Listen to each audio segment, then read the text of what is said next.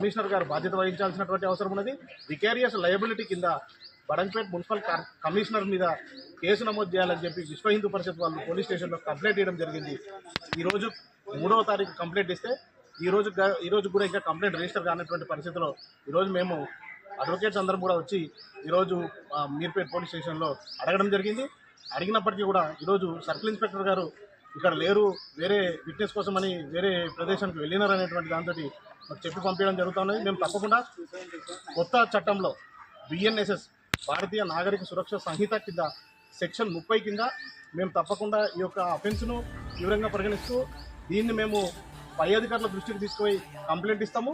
తప్పకుండా చర్యలు తీసుకోకుండా బాధ్యత రాహిత్యంగా వ్యవహరించినటువంటి పోలీసులపై కూడా మేము చర్యలు తీసుకోవాలని చెప్పి మేము ఒక డిమాండ్ చేస్తాము.